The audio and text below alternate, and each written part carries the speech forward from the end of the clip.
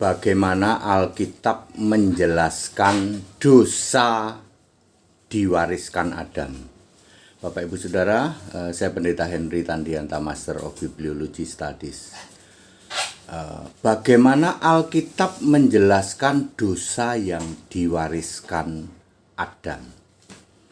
Sebenarnya kata-kata dosa waris itu tidak ada. Ini untuk mempermudah pemahaman kita tentang dosa yang diwariskan Adam. Ada 3 ayat. Ada 3 ayat Alkitab untuk menjelaskan dosa yang diwariskan Adam.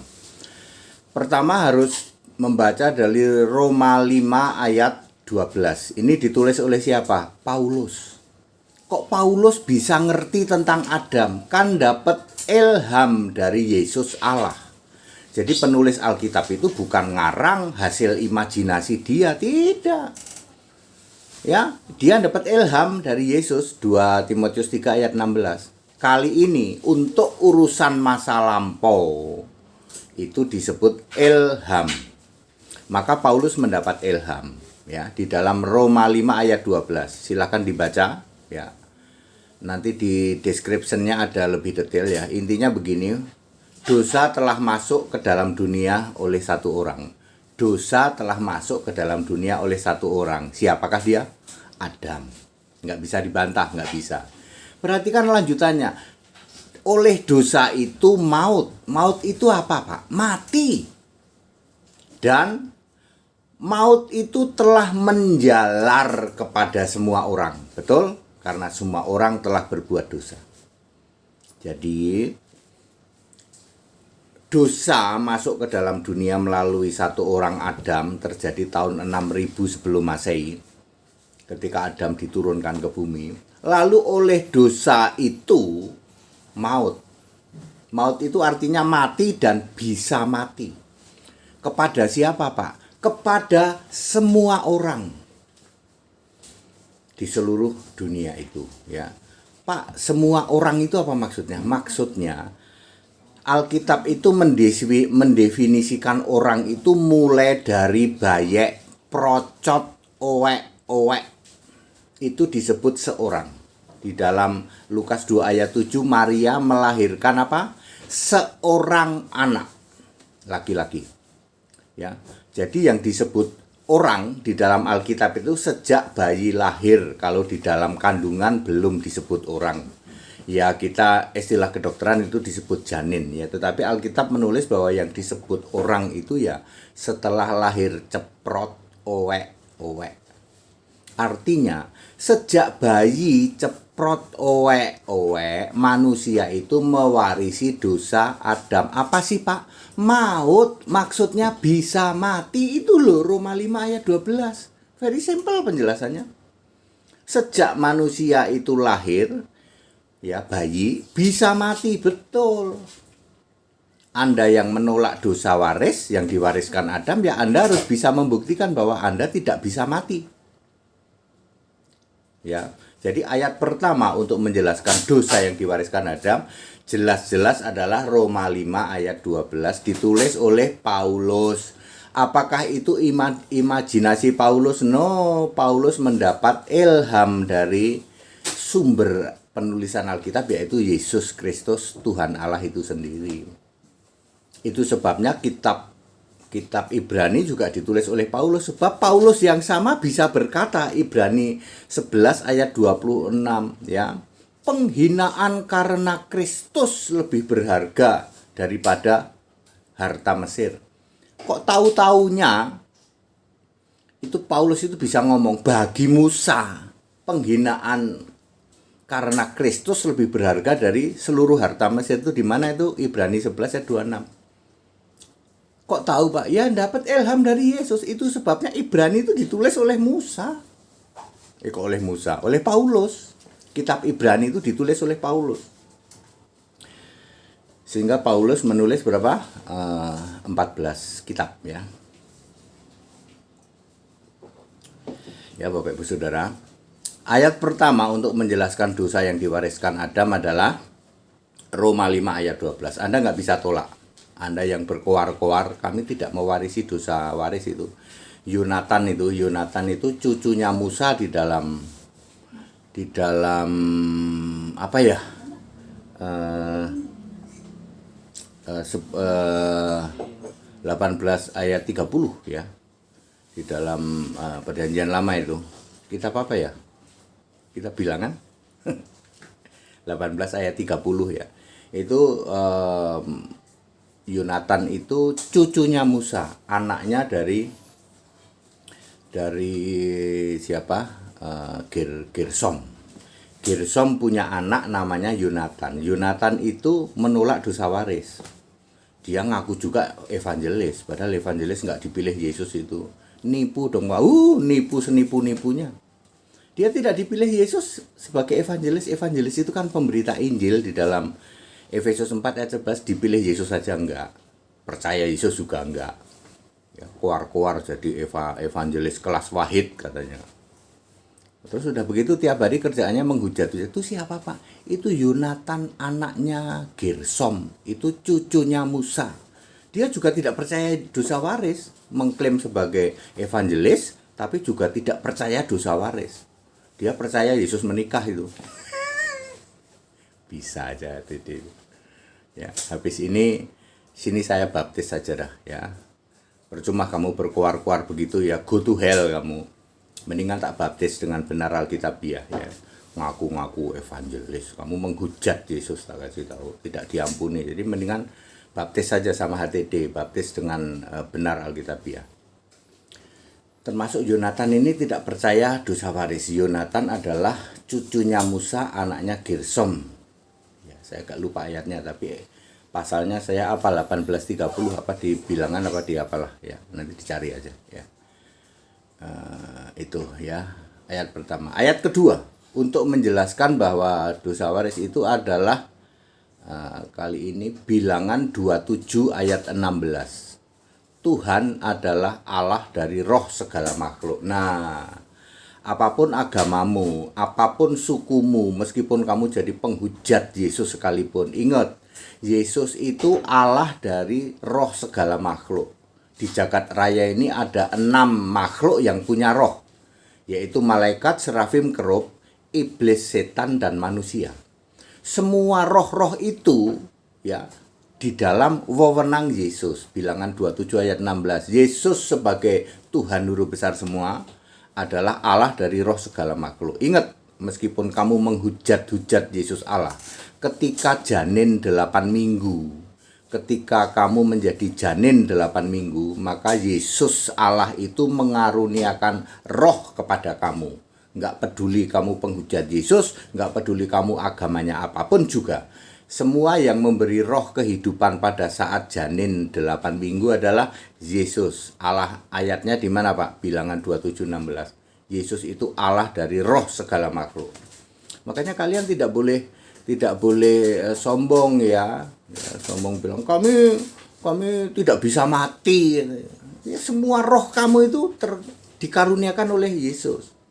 Makanya sejak usia janin 8 minggu ini menurut ilmu kedokteran ya, sebuah janin itu dinyatakan hidup ketika 8 minggu ya. Itu yang disebut janin mulai hidup ya. Disitulah Yesus mengaruniakan roh. Ada laki-laki, ada perempuan ya. Diambil dari Kejadian 1 ayat 27 ya. Oke, jadi kalian tidak boleh sombong ya. Kalian tidak boleh berkuar-kuar aku nggak bisa mati Pak. Yang ngasih roh kamu itu Yesus kok. Lalu ayat ketiga adalah Pengkhotbah 12 ayat 7 ya. Debu kembali kepada debu, roh kembali kepada Allah yang mengaruniakannya. Siapa Allah yang mengaruniakannya? Yesus saat janin 8 minggu itu. Kalian agama apapun, meskipun kamu penghujat Yesus gitu, kelak ketika akan mati, roh kalian kembali kepada Yesus, kembali kepada wewenang Yesus.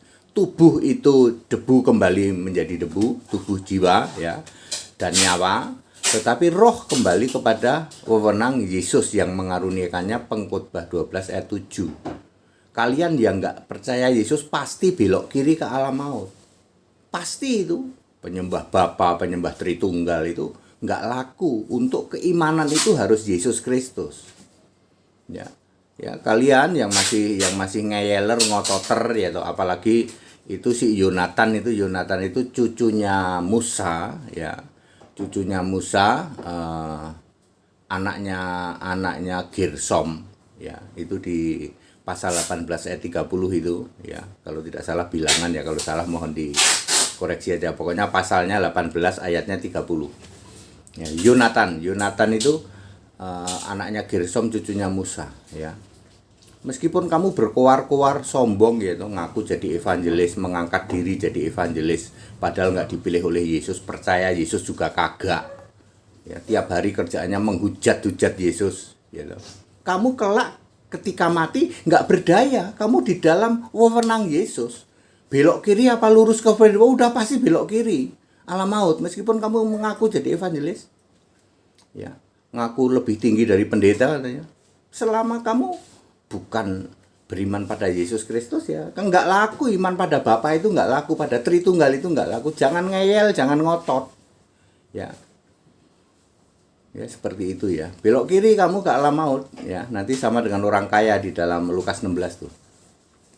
Baik, itu 3 ayat yang menjelaskan Bapak Ibu Saudara tentang dosa yang berasal dari satu orang ya. Di dalam Roma 5 ayat 12, dosa telah masuk ke dalam dunia melalui satu orang, yaitu Adam. Lalu dosa yang ini juga maut. Maut itu artinya bisa mati. Anda yang menolak dosa warisan Adam, Anda harus bisa membuktikan bahwa Anda tidak bisa mati. Nggak bisa, Pak. Ya berarti kamu nipu doang itu. Koar-koar tidak mewarisi dosa waris. Ya, padahal kamu bisa mati. Seperti ya Bapak Ibu Saudara, terus jangan lupa juga Bilangan 27 ayat 16. Yesus adalah Allah dari roh segala makhluk. Ingat, apapun agamamu, gitu, mau penghujat Yesus sekalipun, ya, orang tuamu penghujat Yesus sekalipun, ketika janin 8 minggu yang mengaruniakan roh kepada kamu itu Yesus, nggak bisa dibantah. Pengkhotbah 27:16. Allah dari roh segala makhluk. Ya, termasuk roh kamu. Kelak ketika mati, roh kamu akan kembali kepada wewenang Allah, kembali kepada Allah yang mengaruniakannya, yaitu saat kamu janin 8 minggu. Orang-orang yang tidak percaya Yesus Kristus sebagai the only one Lord and God, yang nggak percaya Yesus Allah, meskipun kamu penyembah Bapa, penyembah Tritunggal, 3 dari 7 hari kamu di gereja, nungging di gereja, kagak laku, tak kasih tahu. Hanya orang yang percaya kepada Yesus Kristus yang akan dibangkitkan. 2 Timotius 3 ayat 15. Yang mati dalam Kristus.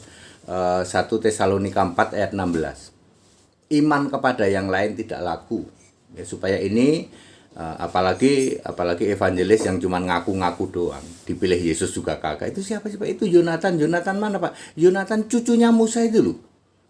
Ya, itu nggak percaya dosa waris. Nggak percaya dia. Dia juga mengangkat dirinya evangelis, ya. Tapi tiap hari menghujat-hujat Yesus. Lah itu evangelis cap apa itu Pak? Ya cap Yonatan. Hati-hati. Jadi clear Bapak Ibu Saudara, 3 ayat yang bagaimana Alkitab menjelaskan tentang dosa waris, ya.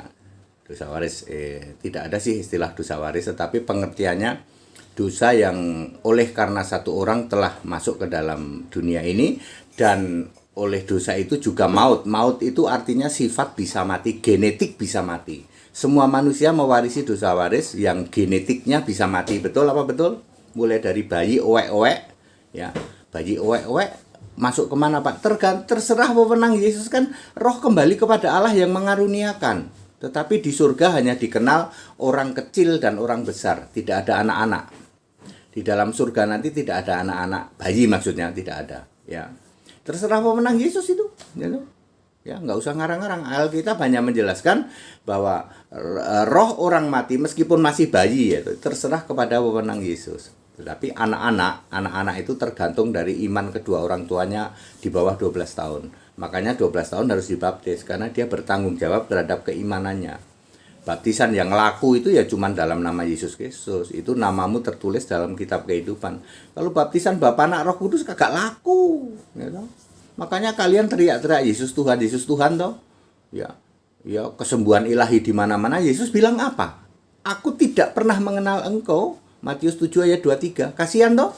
Pendeta pada teriak-teriak Yesus Tuhan, menyembuhkan orang sakit dalam nama Yesus. Yesus bilang apa? Aku tidak pernah kenal engkau. Kenapa? Karena dari tadi kamu cuma nyebut-nyebut Yesus Tuhan. Sedangkan Allahmu tetap Bapa. Penyembah Bapa nggak ada yang selamat. Tidak ada. Ya, very clear ya. Jadi itu ayat Alkitab, bagaimana Alkitab menjelaskan tentang dosa waris. Saya memakai dosa waris sajalah ya. Itu ada di dalam Roma 5 ayat 12, kemudian Pengkhotbah 27 ayat 16, Pengkhotbah 12 ayat 7 dan Bilangan 27 ayat 16. That's it, jadilah orang Kristen, ikut sekolah Alkitab gratis di tempat kami. Segera ambil keputusan untuk dibaptis dengan benar Alkitabiah supaya namamu tertulis di dalam kitab kehidupan, ya. Ya, supaya bisa selamat nanti dibangkitkan pada saat rapture kebangkitan pertama, ya. Silakan setiap hari Sabtu di Cibubur atau di kota-kota lain dari Sabang sampai Merauke ada hamba-hamba Tuhan yang siap untuk membaptis dengan benar Alkitabiah. Ikut sekolah Alkitab gratis di tempat kami. Segala hormat kemuliaan untuk Yesus Kristus, satu-satunya Allah yang benar. Haleluya, amin.